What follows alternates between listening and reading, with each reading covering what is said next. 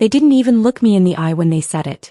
My own son and his white wife stood there in that kitchen, all polished countertops and perfect smiles, and told me I needed to stop hovering like the help.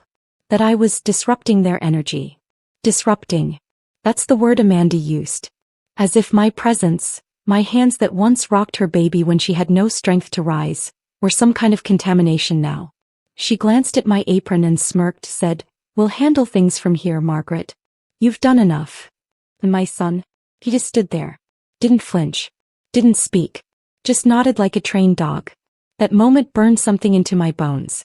It was colder than any winter I've ever known. I left with 2 suitcases, a tired purse, and no place to lay my head. But I didn't raise my voice. Didn't cry in front of them. Didn't ask why. I just picked up what little dignity I had left and walked out of a house I had helped turn into a home. They didn't see me as a mother anymore. They saw me as background noise. As a burden. As the maid. I slept in a motel that night. The kind that smells like bleach and cigarette ghost. The kind of place that doesn't ask you why you're there alone with tears drying on your collar. And in that quiet dark I thought I'd hit rock bottom. But grief is a strange thing. When you've been humiliated enough, it becomes fuel. I found a journal my mother had kept, hidden deep in my suitcase, wrapped in a scarf. Her handwriting danced across those pages like she was still alive, whispering, "You ain't finished yet." And I wasn't. It started slow. Reading, learning, watching videos on contracts and ownership and real estate law. I wasn't trying to build an empire. I just wanted to never be that powerless again. Never again would I be the woman thrown out like trash. Then came the twist of fate. A listing buried on an auction site. An apartment building about to be seized over unpaid taxes. And guess who lived there? Amanda and my son. That same building they told me I didn't belong in. So I bought it. Quietly. Wiggly. Fully. And I became the woman who now owned the roof they slept under. You see, they treated me like I was beneath them. Like I was just a shadow on their white walls. But I became the ground beneath their feet. And trust me, ain't nothing more powerful than a black woman they tried to erase. Who comes back owning the land. If you've ever been silenced, overlooked, or thrown aside like you didn't matter, this story is for you. Biz baby, sometimes the best revenge is ownership. Make sure you subscribe. And if this stirred something in your soul, leave a comment. I'm listening. We've been quiet long enough. The morning it all changed and it wasn't loud. It was quiet. Too quiet. The kind of silence that creeps into your bones before your mind catches up. I was standing in their kitchen, my son's kitchen, wiping down the same counter I had scrubbed for 3 years straight. Not because I was told to. Not because I was paid. But because I loved them. Thought I was helping. Thought I was needed. Amanda was sitting at the table sipping oat milk like she invented the stuff. Her legs crossed just so, eyebrows lifted like she was trying not to smirk. And my son? He stood leaning against the fridge, arms folded, pretending like he wasn't about to break his mama's heart. She said it was really smooth, like she had practiced it in the mirror. "Margaret, we've been meaning to talk to you." Her voice was soft, sugar-coated, the way folks do when they're about to slap you with words instead of hands. "We appreciate everything you've done, really. But it's time we establish boundaries. You've been in the house a lot lately. And it's starting to feel a bit invasive." That word is cut like glass. Invasive. I turned to my son, waiting for him to step in. To say, "Mama, don't listen to that. Your family." But he didn't. He nodded. Just nodded. Amanda kept going like she was reading from a script. "It's starting to feel like you're always around. Cleaning. Watching. It's like we have a live-in maid." I didn't flinch. I didn't cry. I didn't let her see me break. But inside. Inside I felt something collapse. My son, my baby boy who used to run to me with scraped knees and tears, just stared at his shoes. Couldn't even meet my eyes. That's when I realized I was no longer mom in that house. I was a staff member. An inconvenience. I had raised that boy with love and fried chicken and gospel hymns. Taught him how to pray, how to speak with kindness, how to look a woman in the eye and tell the truth. And now here he was, letting this woman, this pale stranger with perfect teeth and cold hands, speak to me like I was hired help. I didn't scream. Didn't throw a dish or slam a door. I just wiped my hands on my apron, folded it slowly and placed it neatly on the counter. "I hear you," I said. And I walked upstairs, packed my bags, 2 suitcases and a canvas tote, and walked out the door with my head held high. Not a single hug. Not a single "I'm sorry." I remember standing at the curb waiting for the rideshare to arrive. The air was heavy. My throat was dry. And the house. It didn't feel like a home anymore. Just a structure. The driver didn't ask questions when I climbed in, even though he glanced at my bags and the quiet tears rolling down my cheeks. We pulled away and I watched that porch disappear behind me like a chapter closing in a book I hadn't finished reading. That night I stayed in a cheap motel. One of those places where the sheets feel damp no matter how high you turn up the heat. I stared at the popcorn ceiling, trying to understand how a woman could be so needed one day and discarded the next. But I knew the truth. This wasn't new. Black women like me, we've been holding up generations. Quietly. Invisibly. We raise their children, cook their meals, mend their wounds, and when we're no longer useful, they set us aside like an old photo in a cracked frame. But what Amanda didn't know, and what my son forgot, is that a woman like me doesn't stay down. Oh baby. We get up. Because while they were busy looking down on me, I was learning. Watching. Listening. Saving. I had nothing in that motel room but my mama's diary, an old Bible, and a fire in my belly that wouldn't quit. So I made myself a promise. They called me the maid? Fine. I would become the landlord. And not just of a house, but of the very ground they walked on. They thought they had seen the last of me. But the story? It was just beginning. I didn't tell anyone where I went after that motel. Truth be told, I wasn't sure myself. I drifted from place to place, slept in borrowed rooms, and stretched my retirement savings like fabric pulled too tight. Every meal felt measured, every day a test of how long I could last before I broke. But I didn't break. Because black women like me, we bend but we don't snap. It was during one of those silent evenings, sitting on the edge of a bed in a rented room above a barber shop, that I opened the diary. My mother's diary. Leather-bound, cracked at the spine, soft as worn skin in my hands. I hadn't touched it since her funeral. The first entry was from 1961. She was 23, newly pregnant with me and terrified. Her words were elegant, strong, full of pride and pain. She wrote about love and silence. About a man named Harold Sterling. A name I had never heard before. The more I read, the more I began to realize. Harold was more than just a man. He was a powerful one. Rich. White. Married. He was also my father. My hands shook as I flipped page after page, finding pieces of myself in the margins. There were letters tucked between entries, legal-looking ones. One in particular stood out. Dated 1997. It was from a law firm. Sterling Lock and Finch. Painted in warm tones with soft lighting and fresh linens, the space felt like a pause in the storm for the women who entered. I visited in the afternoon and watched a mother settle her toddler into a donated crib. No press, no ribbon cutting. Just quiet service. The kind my mother would have believed in. Afterward, I took a walk to my own little home, the one Amanda now called Mom's place with pride. On the porch was a package. No return label, but I knew the handwriting. Inside was a canvas and signed. A storm in blues and blacks, jagged brushstrokes like lightning splitting through the sky. There was a note taped to the back. For the parts of you that survived when no one was watching. No name, but it didn't need one. I hung it in my study, above the desk where I kept a copy of the original lease Chad once signed with his smug little signature. I didn't hang it as a trophy, I hung it as a reminder. That I could own the very roof I was once thrown from. That I could build shelter for others in the same city that left me cold. That I didn't just endure. I created it. I was restored.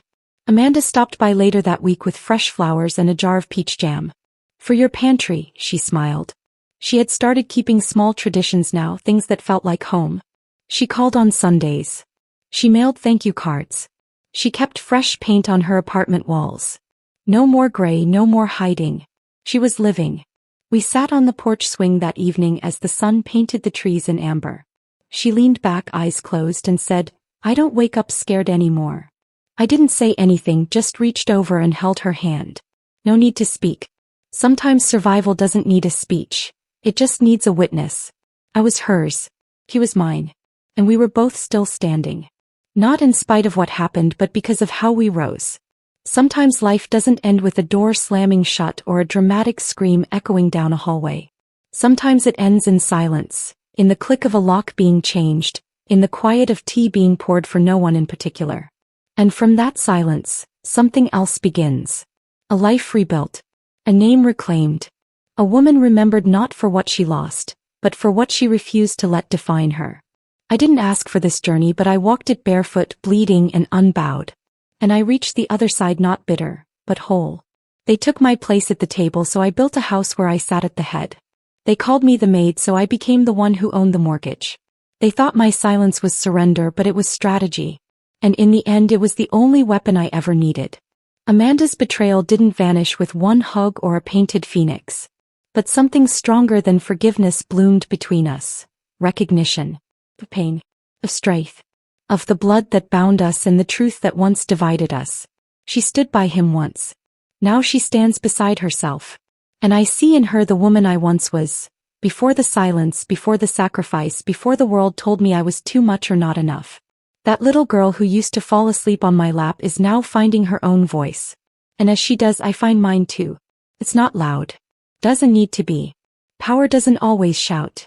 Sometimes it just signs the deed, donates the check and keeps walking. And now if you're still listening, maybe you're carrying something too. Maybe you've been told to sit down when you had every right to stand. Maybe you've been pushed out of rooms you helped build. Maybe your silence has been mistaken for weakness. But let me tell you something I had to learn the hard way. You are not broken. You are becoming. And when they underestimate you, let them. Let them think you've disappeared, vanished into your grief or your guilt. And then rise. Not for revenge, not for applause, but because it's who you were born to be. So if this story felt familiar, if you've ever been erased, forgotten, overlooked, know this. You don't need their apology to rise. You don't need their love to matter. You are enough. Always have been. Now baby, it's your turn to remember. And if you're still here, still listening to a voice like mine, maybe that's because yours is ready to speak too. So go on, say something. Or say nothing. Just stand up anyway. And if this story touched a part of your spirit, don't keep it to yourself. Share it. Let it echo. And make sure you hit that subscribe button, because these stories, our stories, deserve to be heard. They tried to write my ending, but I picked up the pen. Now I write for women like me. For women like you. The letter was short, cold, and final. The trust will remain intact. All arrangements are to be executed as agreed. Ms. Eleanor Harmon retains rights of discretion regarding the beneficiary. Beneath it, a sticky note in my mother's looping script. He never acknowledged you, but I made sure you'd never need him to. I didn't sleep that night. Couldn't. Instead, I called the number at the bottom of the letter the next morning. I half expected the firm to be gone, the line disconnected. But someone answered. A man named Mr. Goldstein. He spoke slowly, respectful, careful with his words like they were wrapped in velvet. He confirmed everything. There was a trust in my name. Set up decades ago. My mother had kept it quiet, out of reach, protected from anyone who might try to take it from me, including me. She had always said, ain't no point in showing a bird its wings too early. It'll try to fly before it's strong enough. I cried. I laughed. I cussed. And then I sat still for a long, long time. Because now suddenly I wasn't broke. I wasn't struggling. I wasn't dependent. I was powerful. Mr. Goldstein helped me get everything in order. No flash. No headlines. Just legal documents and wire transfers and carefully worded clauses. I asked him to set up a company, something quiet, professional. He called it Harmon Equity Holdings. He asked if I wanted to invest. I said no. I wanted to buy it. Because I already knew what I was going to do. I searched listings for weeks until I found it. A small apartment complex in a part of town Amanda once mocked for being too gritty. She'd never imagined me living there, let alone owning it.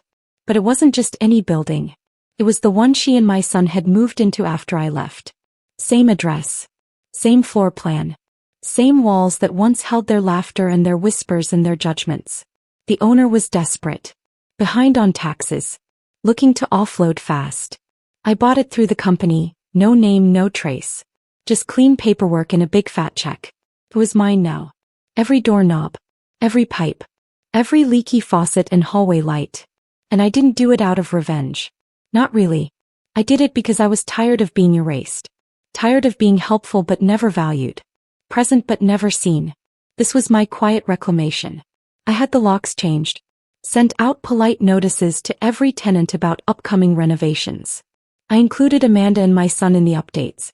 Your unit will be assessed for safety and maintenance within 60 days. A new lease agreement will follow. No threats.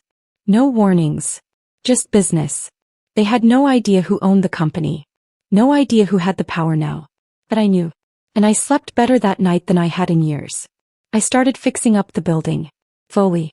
Carefully. A new coat of paint here, new fixtures there. Nothing flashy. Just pride. And all the while I kept watching from a distance. Amanda's voice gets sharper on the phone. My son's face grew more tired each time he crossed the parking lot. They were unraveling. And I was just getting started. It started with a complaint. A soft knock on the property manager's door. The tenant in Unit 2B said she heard yelling. Something about money, about, "You ruined this." No names were mentioned, but I already knew. It was them. My son and Amanda. Living in an apartment they didn't realize I owned. Drowning in a life they thought they controlled. I told the manager to document everything. Every complaint. Every disturbance. Not because I planned to use it, but because I knew Chad. Knew how prideful he was. How quickly he spiraled when he felt small. And lately he'd been feeling very small. Tenants had started asking about the new ownership. The renovation schedule. The increased maintenance. Even Amanda had sent a few emails. Short, polite, pretending to be a responsible tenant, never realizing who was reading them. I watched from the shadows. Not to hurt them. But to see them for who they really were, stripped of comfort. It's funny how quiet power is. You don't need to raise your voice or slam doors. All you have to do is wait. Wait while they squirm in the silence you left behind. A week passed. Then I heard from the manager again. This time something about a noise complaint escalating. Screaming. Glass breaking. A childless couple had moved out early, citing domestic tension as the reason. I didn't react. Didn't gloat. But I took notes. Then came the letter. No stamp. No return address. Just slid under the manager's door and forwarded my attention. Inside was a torn sheet of paper with one line scrawled in thick angry ink. I know who you are. You think you're smart. But I'll win. There was no signature, but I didn't need one. That handwriting had lived on grocery lists and refrigerator notes in my old kitchen. It was Chad. Still angry. Still cornered. Still foolish enough to think a threat on paper meant anything to a woman who had already lost everything once. I forwarded the note to my attorney. No drama. Just protocol. We filed it as harassment and flagged it with the building's legal department. Quietly. Carefully. The same way you preserve a match before striking it. 2 days later Amanda showed up. Not at the office. Not through email. At my door. I wasn't expecting her. She stood there holding a pie. The same pie I used to bake for her when she had sleepovers in high school. Her eyes were tired, her shoulders slumped. I didn't speak. I just stepped aside. She walked in like a woman walking back through time. Looked around like the walls remembered her. I don't know why I came, she said softly. I nodded once. Yes, you do. She placed the pie on the counter and sat down without asking. I poured 2 mugs of tea and slid one across to her. We sat in silence for a long time. The air between us is heavy but not hostile. He's losing it, she finally said. He thinks someone's trying to destroy him. He's obsessed with finding out who owns the building. He started going through my phone. I stirred my tea slowly. Has he ever stopped? She looked down. No. Why are you still with him? I don't know. Her voice cracked. Maybe because I thought I deserved this. I looked at her then. Really looked. Not at the girl who sat across from me years ago, laughing in my kitchen, but at the woman who had let silence become her answer when I needed her to speak. You let him treat me like I was disposable, I said calmly. You stood there while he packed my things. Called me names. You didn't flinch. I know, she whispered. And I hate myself for it. I don't need your hate, I replied. I needed your voice. She didn't cry. Not right away. But I saw her mouth tremble. Her jaw clenched. I want to leave, she said. But I'm scared. You weren't scared when you turned your back on me. That was different. He made me believe. No, I cut in but softly. You chose silence. Just like I once did. But silence is never neutral. It always serves someone. She didn't defend herself. And that, finally, was honesty. We sat there a little longer. I didn't promise her anything. Not forgiveness. Not closeness. Just space. When she stood to leave, she paused at the door.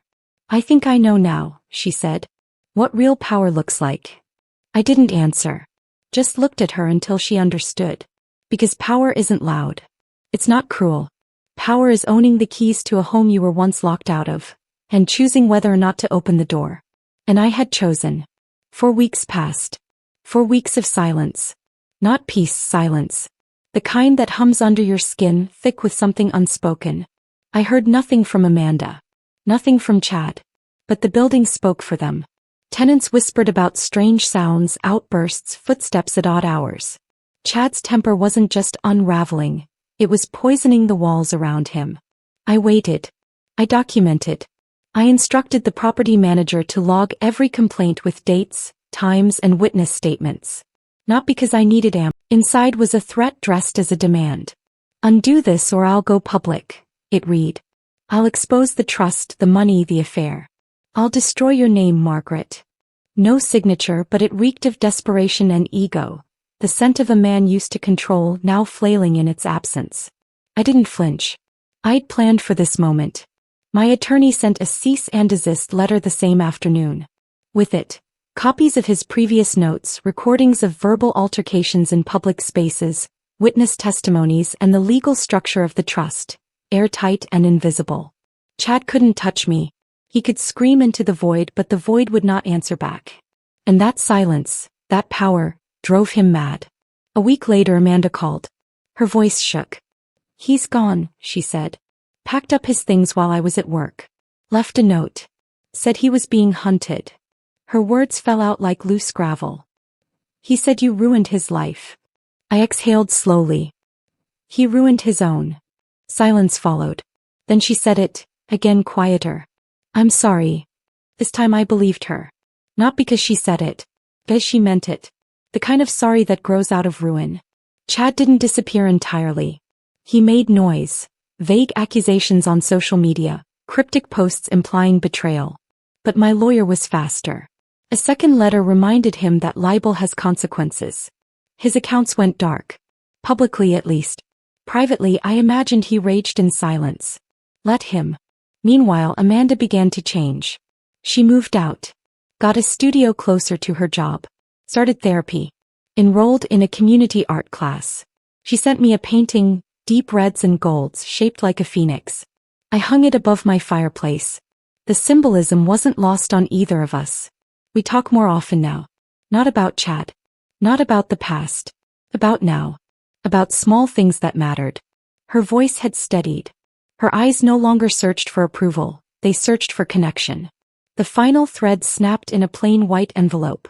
A letter from my late mother's lawyer. Congratulations, Margaret. The building transfer is complete. The lawsuit has been resolved in your favor. You are now free to restructure or sell as you see fit. I folded it slowly, holding it to my chest. Not for the money. Not for the win. For the release. I didn't cry. I didn't smile. I just stood still in my kitchen, letting the silence stretch wide and warm around me. The next morning I called a realtor. I was ready to let go. I sold the building in late spring. No drama. No grand finale. Just paperwork. A handshake. And a quiet click of a pen that sounded louder than all the shouting that had come before. When the money hit my account, I didn't buy a bigger home. I wrote a check, half of it, to a women's shelter. The kind of place I wish I had known about the night I was kicked out. I asked them to build a new wing. Name it after my mother. The Eleanor House. A safe place built from a legacy hidden in diaries and tea-stained letters. The other half bought me a small home. 2 bedrooms. Front porch. Cedar trees. The kind of house with quiet mornings and tomato vines. Amanda helped me move in. She carried boxes. She didn't say much, but she didn't have to. We were learning to be together again, not as mother and daughter, but as 2 women who had survived themselves. That evening we sat on the porch swing, legs tucked under us like old times. She looked down the street, eyes soft. I used to ride my bike here, she said. Before everything got hard. I nodded. You were always safe here. I forgot what that felt like. We didn't speak about Chad. There was nothing left to say. He had signed the NDA. Faded into another city, another lie. His shadow no longer reached us. That night after she left, I stood by the window. She had brought over groceries, real ones, not the pity offerings of before. Fresh lemons, a loaf of seeded bread, tomatoes still warm from the farmer's market. She moved through my kitchen like she remembered it, like it had been tucked somewhere inside her all along. I let her. We didn't talk about what had been lost because at that moment, we were too busy noticing what had been found. Over lunch, she told me she was applying for a new job, something creative, something that scared her a little. I want to be someone I'm proud of, she said, buttering toast like it was a sacred ritual. I didn't tell her I was already proud. She had to say it first for herself. Later that week, a letter arrived. This one handwritten. Not from Amanda. From Chad. It was a final attempt at something, I don't know what. Closure? Control? One last sting? I didn't open it. I didn't have to. Some ghosts deserve to stay sealed away, their voices muted by time and consequence. I dropped it in a box labeled unnecessary, and that was that. Amanda asked about it once. I told her the truth. Some men only speak to hear themselves echo. She nodded. Understood. Moved on. Healing isn't about reopening wounds. It's about learning which ones no longer need bandages. One evening, Amanda showed up with paint samples. I want to redo my space, she said. Make it mine. She laid out the swatches across my table. Honey gold, storm blue, muted green. What do you think? I didn't choose. I watched her choose. Watch her weigh, consider, dismiss, commit. The confidence wasn't loud, but it was steady. And that's how I knew she was finally building herself, not around someone else but from the ground up, brick by brick, breath by breath. That night she stayed a little longer. We talked about books, music, recipes we wanted to try. And then just as she was leaving, she paused at the door. Do you ever think we'll get it all the way back? I looked at her, really looked. No, I said softly. But maybe we'll build something better. She smiled. And that smile, that small cracked thing that still held light inside it, was more honest than any apology. It meant we weren't going back. We were going forward. A month later, Amanda hosted me for dinner. Her space was different now. The walls were lighter. The furniture softer. A painting hung above the mantel, hers. Another phoenix, this one mid-flight. She had cooked soup from scratch. Set the table. Lit a candle. There was no sign of who she had been during the worst of it. Just quiet evidence of who she was becoming. After dessert, she handed me a small box. Inside was a pendant, silver oval engraved. On one side, Elaine. On the other, always rising. I ran my thumb across the words, blinking back tears. It's not repayment, she said. It's a reminder. I reached across the table, took her hand.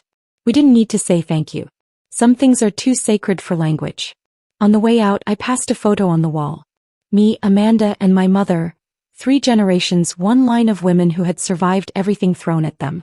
I paused, touched the frame gently. She'd be proud, I whispered. Amanda didn't hear me. But maybe she didn't need to. Some truths live louder in silence than in speech. When I got home that night, I brewed tea and sat on the porch swing, pendant still in hand, heart full in a way that didn't ache anymore. I had lost a daughter once. Not to death but to delusion. And now, piece by piece, I was watching her return, not to who she had been but to who she was always meant to be. And that was enough. More than enough. 2 weeks after that dinner, Amanda stopped by with an envelope. Not a dramatic one, not sealed with tension or regret. Just plain white, the kind you use for thank you cards or quiet updates. She looked lighter, like something in her had finally unclenched. Not recovery. Rebuilding. I wanted you to know, she said, her fingers fidgeting with the hem of her sleeve, because you've been a part of this even when I didn't deserve it. I didn't say anything. I just reached over, squeezed her hand, and let the moment settle between us like dust in sunlight. Later, after she left, I sat with that letter in my lap, not reading it again, just holding it. Proof that silence could make space for healing. Proof that you don't have to shout to be heard. The next morning, I walked down to the local church. The one my mother used to take me to as a little girl, and I dropped off a donation in her name. Not for recognition, not for redemption, but for gratitude. Gratitude that somewhere along the way my story didn't end in bitterness. That it twisted and curved and bruised and still landed here, on this soft ground of something close to peace. That evening as I watered the plants out front, a neighbor passed by, new to the area, curious. She paused, looked at the flowers, then at me. "This place feels calm," she said. "Like it's got a good history." I smiled. "It's earned it." And I meant it. Every tear, every silence, every slammed door and sleepless night, it had all shaped something unshakable. A few days later, Amanda emailed me a photo. Her first day at the new job. Her hair tied back, a badge clipped to her blouse, eyes bright, not with certainty but with courage. "I was terrified walking in," her message read, "but I heard your voice in my head. You said, 'They don't get to define you.' So I walked in anyway." I replied simply, "You walked in because you're mine." That weekend she came over again. No groceries, no heavy talks. Just her, a puzzle box, and 2 hours of laughing at how bad we both were at etch pieces. It was the first time it felt easy. Not like rebuilding. Not like repairing. Just existing together without effort. When she left, she hugged me without hesitation. No tears. No trembling. Just warmth. Real and steady. And that night I sat by the window again, diary in my lap, pen in hand. I didn't write much, just one line. She found her way back. But she had. And I had let her. Without demand. Without drama. Without begging for closure. I gave her what I was never given. Space, time, and the right to change. And she used it. That was the final shift. The moment the story stopped being about loss and started being about legacy. Not the kind you pass down in money or names or deeds, but the kind that lives in the silence after a long laugh. In the comfort of walking into a house that doesn't require apology. In the truth of finally being seen. Amanda came back, not to the mother I once was, but to the woman I'd become. And together we stood on ground they once said I didn't deserve to touch. But now I own it. Quietly. Completely. The following Sunday, Amanda arrived with a surprise tucked under her arm. A painting freshly dried, edges still smelling faintly of acrylic. She unwrapped it gently, revealing a portrait not of me but of my hands, aged, dark, strong, folded together with a tiny crack of light painted between the knuckles. She said it was called inheritance. Not the kind you count in dollars but in resilience. I didn't speak. I just stared at it, overwhelmed by what it meant, that she saw me now fully as I was. Not a burden, not a maid, not a mistake, but a mother, a foundation, the root of her own strength. We hung it above the mantel, right where sunlight would catch it in the morning. Afterward we sat together on the porch swing with no need to fill the silence. That night after she left, I looked at every room in my home, each one now carrying echoes of healing instead of harm. And I realized, this house wasn't just shelter. It was a monument. A place where I reclaimed everything they tried to take. Every insult. Every dismissal. Every slammed door and sideways glance. All of it was big. The next day I sat with Mr. Goldstein for what would be our last formal meeting. The lawsuits were closed. The building had officially transferred to new ownership. My accounts were in order. My legacy written and sealed. "You did good, Margaret," he said, sliding the final paperwork across the table. "You built something real." I looked at the pages not with pride but with peace. I didn't need applause. I didn't need to prove anything anymore. I had survived the worst day of my life and then quietly turned it into the best chapter of someone else's. That evening I went through my old boxes for the last time. Photos, letters, keys I didn't remember owning. I found the tiny spoon Amanda used to chew on as a baby. I found the note my mother had tucked into her Bible before she passed. "Strength is a quiet woman with a plan." I folded it into my wallet. A reminder. Not in pain, but of promise. 2 days later, Amanda called just to ask about soup. "Do you still make it with cloves?" she asked, and I laughed. I never stopped. She came over for dinner again that night. And this time she brought dessert. Peach cobbler from the corner store, the kind my mother used to love. As we ate in silence, I watched her movements, slow, thoughtful. No longer shrinking. No longer unsure.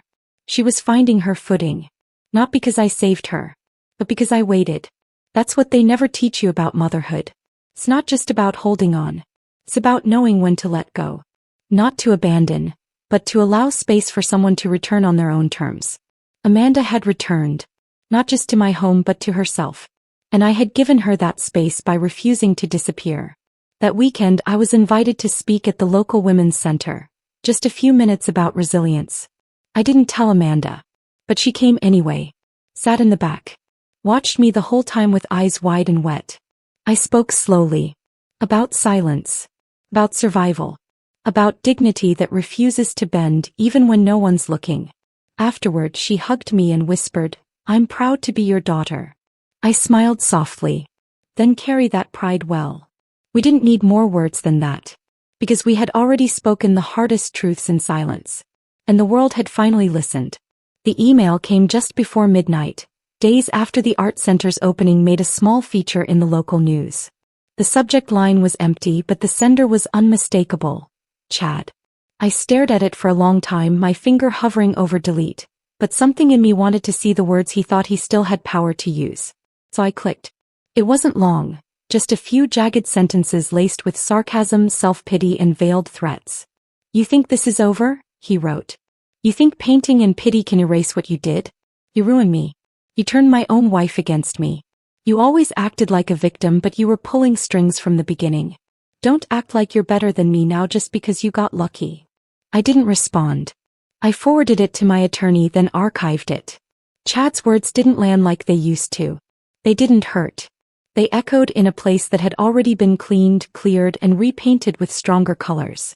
He didn't know it yet, but he wasn't just out of my life, he was irrelevant to it. That was the thing about power. It doesn't roar.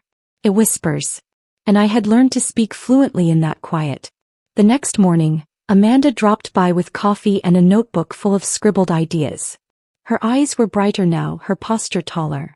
She talked about partnering with local schools, starting mentorship programs, maybe even expanding into other neighborhoods.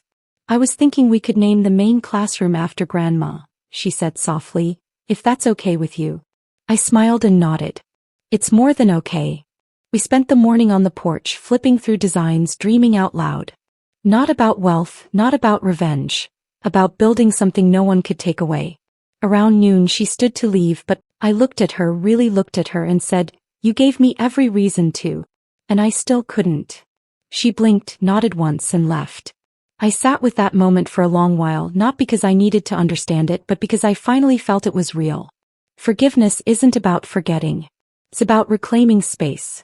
Mental, emotional, spiritual. And that's what I had done. One room at a time. One truth at a time. Later that evening, as the sun dipped low and the world outside turned gold, I opened the last box from my old storage unit. Inside were a few old photographs, a pair of gloves my mother had worn every winter, and a letter. One I had written to myself years ago but never mailed. The envelope was yellowed at the edges, the ink slightly faded. I unfolded it slowly and read the words in silence. "Dear Margaret," it began, "you are not invisible. You are not a burden. You are not disposable. You are the root, the builder, the voice they pretend not to hear because it shakes the ground under their feet. But you are also the shelter. The soft place. The reason someone will someday come home. Don't forget who you are.